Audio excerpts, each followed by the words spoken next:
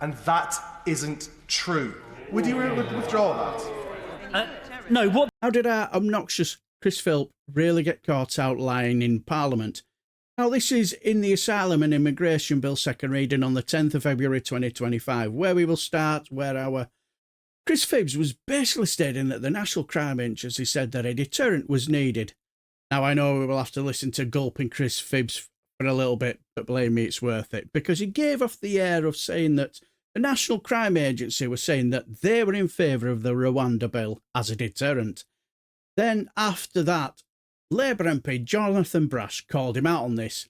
Then, after he's backpedaling, you will hear Tory MP, Part Machine, Dr. Caroline Johnson talk about how wonderful Rwanda is and asylum seekers would have had the time of their lives there. Then Chris Philp said something very interesting. Now, let me move on to the more objectionable parts of this bill. And let me start with section 37, or clause 37 rather, which repeals the entirety of the Safety of Rwanda Act. Now, as we have, which appears to command some rather unwise enthusiasm on the other side of the House. Now, the Rwanda scheme, as I've said already, was due to start on the 24th of July with the first flight, following extensive legal challenge and legislation in this House. Very unwisely, the government chose never to start that scheme, which would have seen a deterrent effect, because it stands to reason if you try and cross illegally into a country like the UK and you're going to get removed to Rwanda, you're not going to bother trying to cross in the first place. We've seen that kind of scheme work elsewhere. We've seen it work in Australia around about 10 years ago with their Operation Sovereign Borders.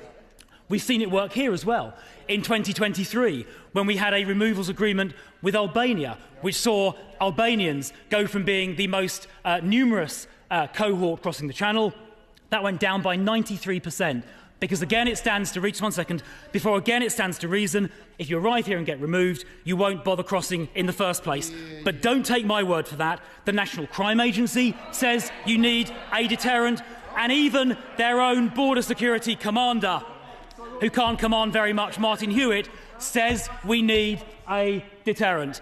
Now, somebody was very enthusiastically seeking to intervene. I'll take that intervention over. Time, Madam Deputy Speaker, the Shadow Home Secretary has said that the National Crime Agency has suggested that Rwanda would be a deterrent.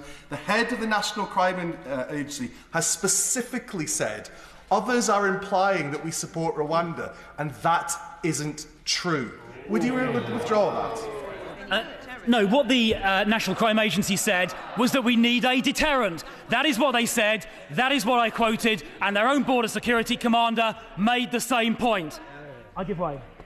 I thank the right honourable friend for giving way. Last year, as part of the Joint Committee on Human Rights, I went to visit Rwanda to see Hope Hostel and see the accommodation that was going to be provided to those people who were moved under the Rwanda scheme. And what I learned from that visit was that, firstly, yes, people will be deterred from going across the Channel, but also that those migrants who were sent to Rwanda would have been well looked after, well cared for, and being able to set up a new life free from war and famine that they were fleeing. That's true.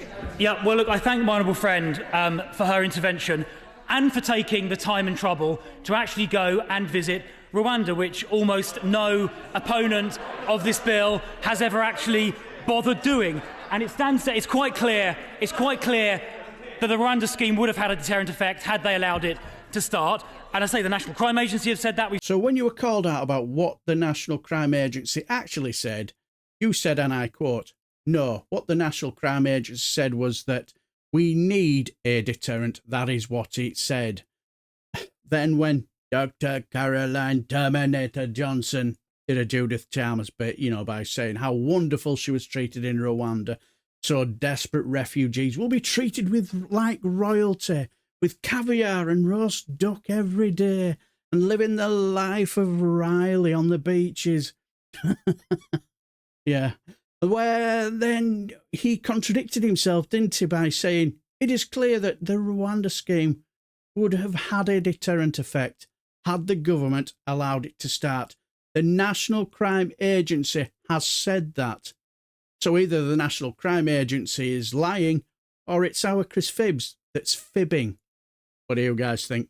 let me know down below. And if you enjoy everything, House of Commons and Select Committee meetings, like and subscribe, and I shall bid you farewell and take care, my friends.